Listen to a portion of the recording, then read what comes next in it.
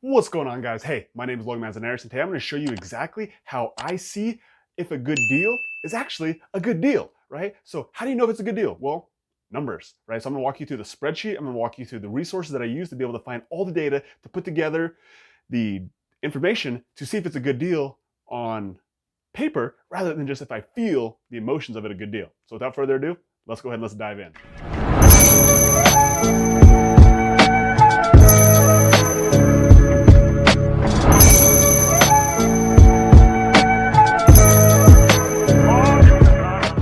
All right, guys, so if you're new here, my name is Logan Manzanares. I'm a real estate investor. I'm a husband and father. Me and my wife currently own $4.5 million in real estate that cash flows over $100,000 every single year. And hey, I made this channel for you so you can learn how to buy your first investment property, how you can buy your first primary property, or how you just get into the game of real estate, because real estate has changed my family's life, and I hope it changed your life as well. So if you want to be on this journey, please hit the subscribe button, and let's go. All right, guys, so here's what we're gonna do today. We're gonna dive in here to the computer, and I'm gonna show you exactly the spreadsheet I use to type in all the numbers so you can see if you're getting a good deal or not. So without further ado, let's go ahead and let's dive in here. All right, so now you can see my screen here. This is my spreadsheet that I use to calculate all the projections I have for all the properties that we buy. And so I'll show you exactly how we get all these information. So the first thing you want to do is you actually want to do simple things like what market is it in? This specific house is in the Bozeman market.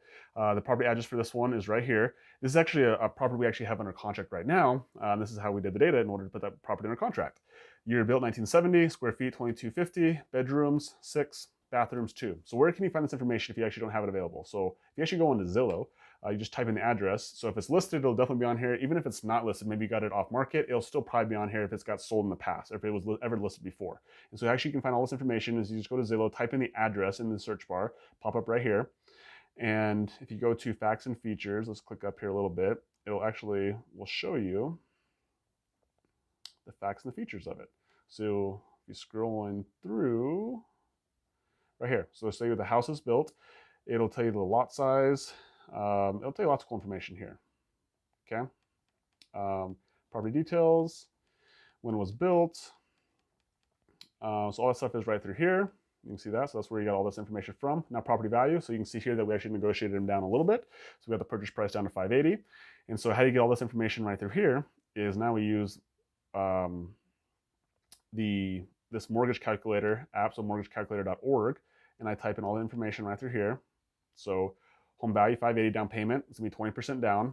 So that'll give you the automatic loan amount. The interest rate, so we got quarter right now is 3.75. Loan term 30 years. Property tax is $3,000. So you can see down here in Zillow, it'll tell you what the annual tax amount is. Property insurance, we got a quote for $1,100. We have no HOA in this property. And then so after that, you just hit the calculate button, and then it gives you what your total monthly payment's gonna be.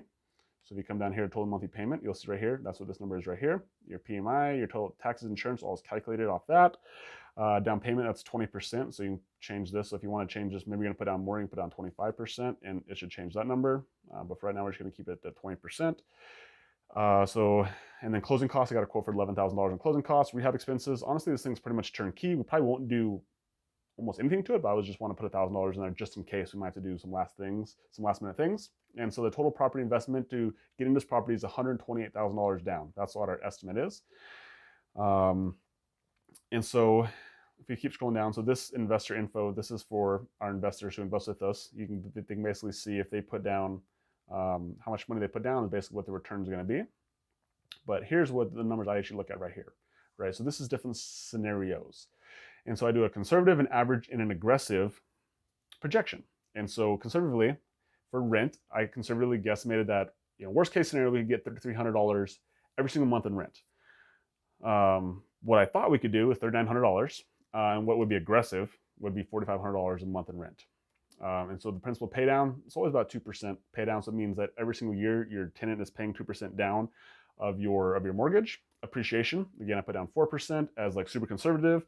8% as what average is, and then what aggressive is 12%. Like, just to put it in perspective, like last year, our market appreciated 20%. Again, astronomical, not realistic to continue to go. But these are, again, 4%, 8% are relatively conservative numbers, especially because we are in a really appreciating market.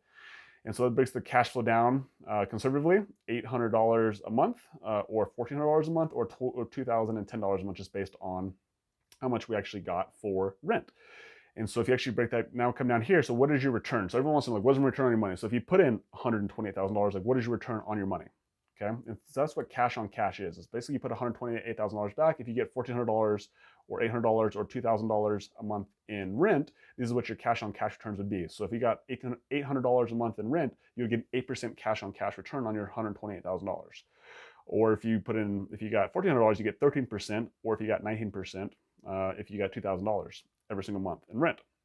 And then if you add that plus the principal pay down, you get an extra 2%. And then with the cash on cash plus principal plus appreciation, you're basically looking at a 14% ROI conservatively, or a 23% ROI conservatively, or a 33% ROI conservatively, or aggressively, excuse me. And so those are kind of what the numbers are. So when I plug this in, as you can see, this is a really good deal. And so because we actually have had this property under contract for a couple of weeks, we actually already have a renter as well, and we rented it for $3,900. And so it's currently rented for $3,900, which means that our cash on cash return in year number 1 is going to be 13%, which means that on our $128,000, we're getting 30% cash on cash just on that money. That doesn't include principal pay down, which if we do, you get 50%, or and plus appreciation, it gets 23%, which basically means that our $120,000, it will double every 4 years, which means in 4 years, based on these numbers, we'll turn that $128,000 into $260,000, right? Which is a pretty good ROI. And so when you compare that to things like the stock market or crypto or Bitcoin or things like that, like it's pretty hard to be able to get those returns, especially with something as stable and secure as real estate is. Okay, and again, like these are somewhat conservative numbers. This is just year 1. I anticipate in year 2, 3, and 4 it'll probably go up more than that. But this is basically the systems I use to be able to see what is a good deal and what isn't a good deal. And so if you want this, reach out to me. I can give you the spreadsheet. That way you can literally just type in numbers, and you guys can just base it on numbers and calculations on if it is a good deal or it is not. So without further ado, that's how I calculate numbers. That's how I see things are a good deal or not. And that's how I know whether to pull the trigger or whether I know I need to do some negotiations to get the numbers to make sense for me. So hopefully this makes sense to you. If it does, please let me know. Again, if you like what you're hearing, please subscribe to the channel. Let me know that you're liking this. And if you want this housing projection spreadsheet, let me know. Reach out to me and I'll send it to you. So without further ado, my name is Logan Manzanares and I'm out. Bye.